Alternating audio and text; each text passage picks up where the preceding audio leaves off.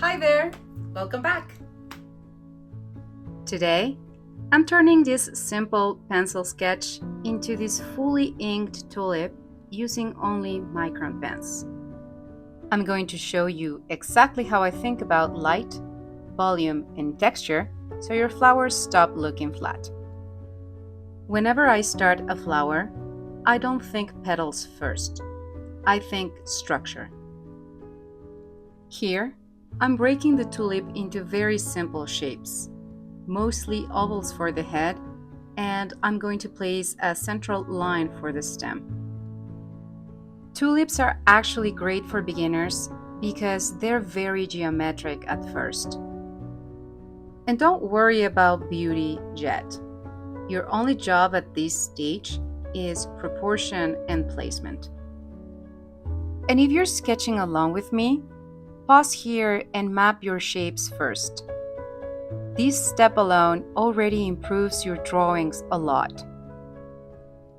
Once the basic structure is in, I switch to organic shapes. Leaves and petals are never symmetrical. So instead of drawing a perfect mirrored form, I let them curve naturally. I think of them like ribbons twisting in space. And here's a good rule for flowers.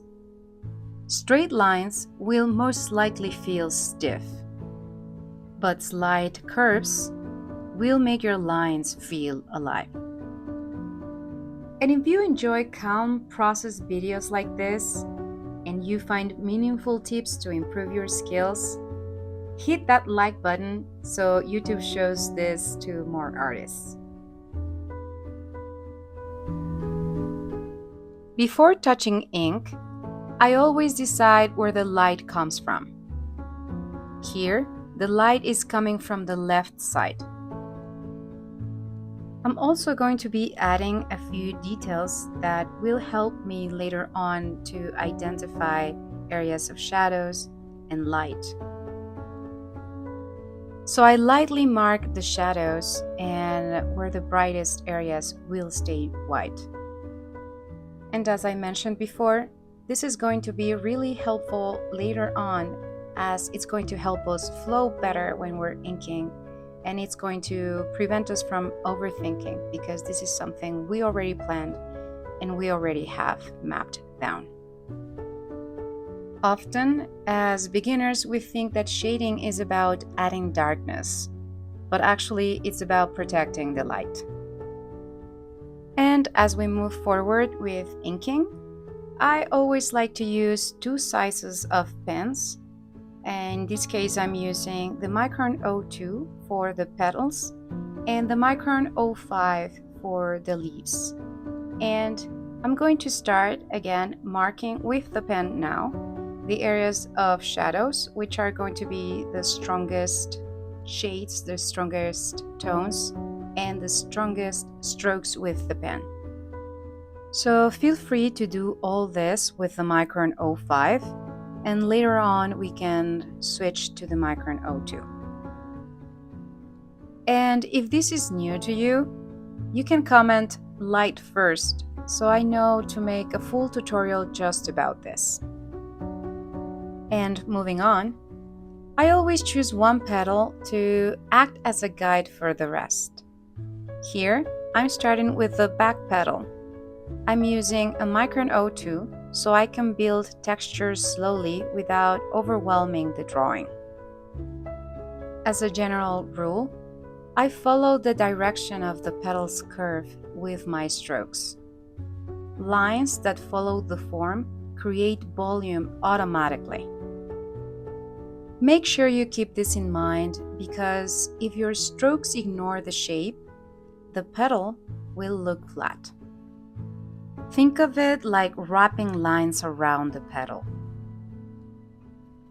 And if you're learning shading, this is the part to slow down and really observe. And as I'm moving across the rest of the petals, I'm still not fully shading yet. I'm only marking where the shadows will leave. This, as I mentioned before, prevents overthinking too early. Because once ink is down, it's down.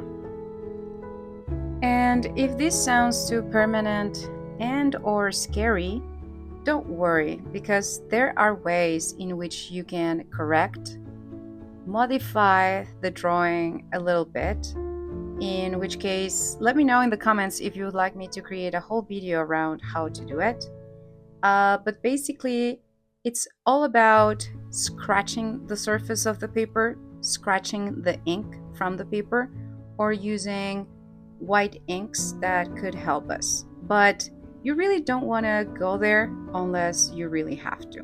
So that's why it's really important to have those lines mapped down correctly. So overall, my suggestion is, if you struggle with pen fear, try this approach. Map shadows first and then deepen later. Other effective methods, and my personal favorite when it comes to correcting errors in pen and ink, is simply to incorporate them into the design, adding a surrounding texture or simply embracing that mistake that you could have made. But in general, don't let this stop you from trying and discover if this is the medium for you. And as you may notice, we've slowly moved on to the second round of lines or shadows, and this is where the petals start getting depth. I'm also going to start deepening the texture of each petal and giving it a flow that can convey the volume that we're looking for. And here is where I'm going to use contrast as a basis. I darken the areas that turn away from the light, especially near overlaps, where one petal covers another. That's usually your darkest zone. And here's another tip. Layering ink slowly creates richer depth than pressing hard ones. And if this layering style helps you, remember to tap that like button, because it really helps the video reach more artists, and it helps me personally to find out if this is meaningful content I should keep making more of.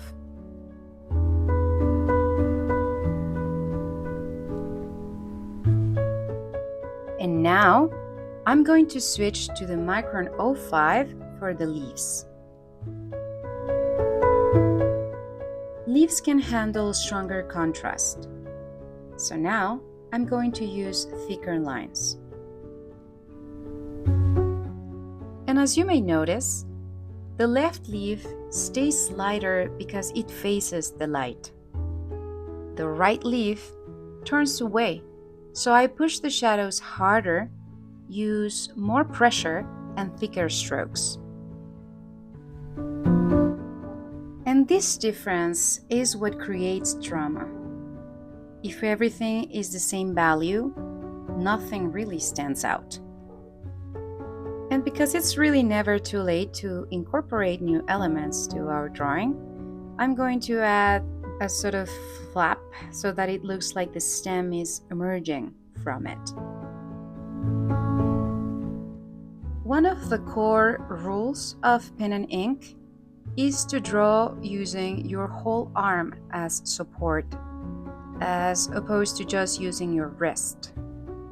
And that's actually the best practice, because it prevents your wrist to hurt after drawing for several minutes.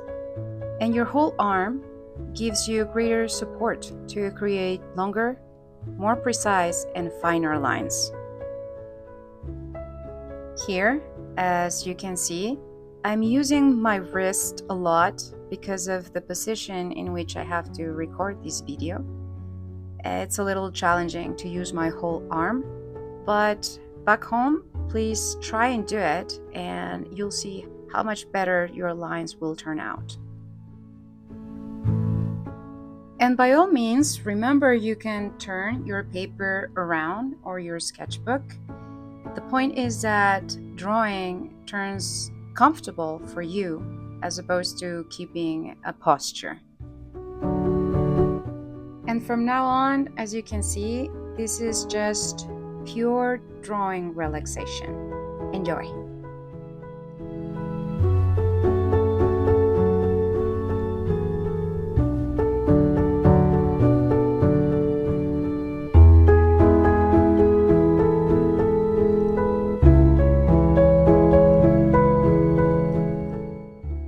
And now, as you may notice that even when I'm using a Micron 05, you will see that the lines turn out a little smoother than the previous ones. And this is because I'm using a small trick. Remember that every time your pen, any of them, is running out of ink, don't throw it away because the best textures, especially the smooth ones, come out of pens that are running out of ink. So this is exactly what's going on here. I started rendering the petals with a Micron 03 in this case, but it's a Micron 03 that is almost out of ink completely. So it's going to give me that smooth texture that I'm looking for the petals. And if you're wondering what exactly is rendering, is precisely the process of adding shade, adding tone and texture and detail to a line drawing to give it volume, depth, and three-dimensional feel-like appearance. And finally, I'll go back across the flower, adding cross-hatching in the deepest areas. I only use this where I really want intensity, but not everywhere. Remember that cross-hatching works best when lines follow the form first, then secondary lines add density, and you leave breathing space. If you enjoyed this process, subscribe for more floral ink tutorials and let me know in the comments what flower you want next. See you next time!